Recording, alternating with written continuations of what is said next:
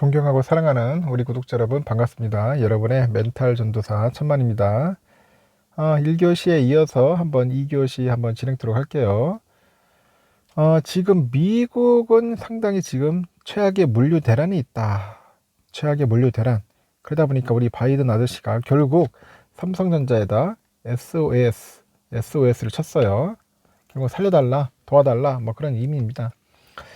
미국도 지금 상당히 힘든 상황인 것 같아요. 물류 때문에 지금 전 세계가 난리죠. 일단 이런 상황이에요. 1교시에는 제가 아까 말을 했지만은 6만 전자 지금 이런 상황에서도 우리 개미들은 계속 사고 있어. 삼성전자를 계속 사고 있습니다. 이런 상황에서 이제 여러분들은 어떻게 할지 한번 고민하라고 제가 한번 잠시 여운을 남겼고, 이번 시간에는 아까 말한 것처럼 이 물류 대란 미국 이제 바이든 아저씨가 나타났는데 결국은 삼성에다 도와달라 요청한 겁니다. 왜냐? 일단은 그 바이든 미국 행정부가 연말 쇼핑 대목을 앞두고 있어요. 쇼핑 대목. 쇼핑 대목을 앞두고 있다. 일단 서부 항만의 물류 대란을 완화하기 위해서 삼성전자를 비롯해 가지고 민간에 협조를 요청을 했습니다. 코로나 이제 19로 촉발된 물류망 병목 현상을 이제 정부 차원에서만 해소하기는 쉽지 않다고 판단을 했을 거예요.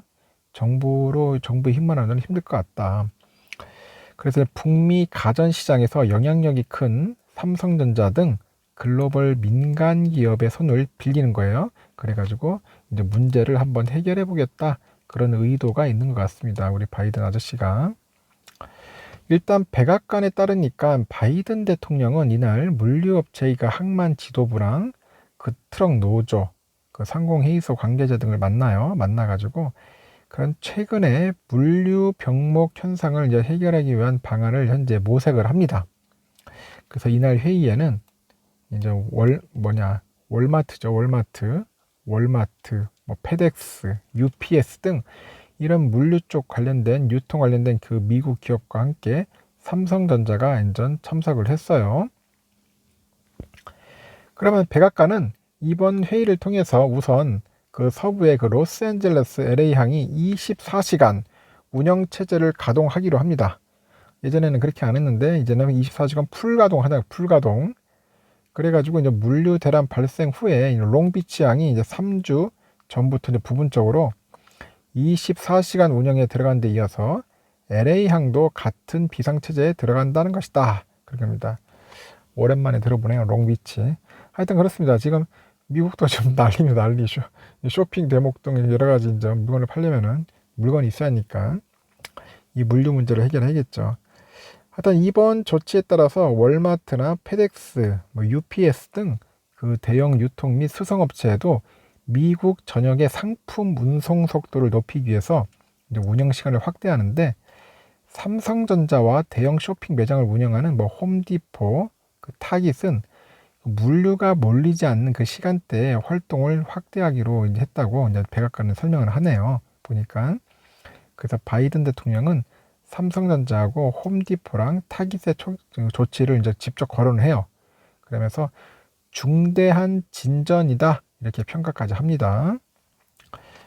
하여튼 바이든 대통령의 그 행보는 연말 쇼핑 대목을 앞두고요. 물류 대란을 해소하지 못할 경우에는 가뜩이나 하락세인 지지율에 타격이 올 수 있다, 클 수 있다는 그런 위기감에 작용하지 않았나 그런 분석이 나오고 있습니다. 지금 가뜩이나 지금 지지율이 안 좋아. 지금 바이든 대통령이. 그러다 보니까 이거마저 이제 만약에 쇼핑 대목마저 제대로 못하면은 박살 나는 거죠. 결국은 나중에 재산 안 되는 거지 뭐 또. 정치인들은 투표 선거를 의식하지 않을 수가 없겠죠. 일단 추수감사절 성탄절이 있는 연말이에요. 연말이 결국 미국의 최대 쇼핑 시즌입니다. 그런데 코로나19 여파로 그 하역 인력이 이제 부족해가지고 이제 컨테이너 수급이 지연되는 등 그런 항만의 물류에 이제 비상이 걸리는 겁니다. 항만의 물류에 비상이 걸린다. 삼성전자도 이제 바이든 행정부의 그 협조 요청에 따라서 그 물류망 병목 현상을 해소하는데 일정 역할을 할 전망이라고 하네요. 일단 대표적으로 항만 인근에 임시 보관소를 마련할 거예요. 그래가지고 가전제품 등 적재된 물건을 옮기고 컨테이너 수급에 그 숨통을 틔우는 그 방안을 검토 중인 것으로 현재 알려져 있다고 합니다. 그래서 삼성전자 그 북미법인 관계자는 미국 정부가 그 적체가 심각한 항만 운영을 24시간 가능하도록 해준 만큼 일단 기업도 적극적으로 대응해서 물류난 해소에 기여하자 그런 논의가 이루어졌다고 하네요.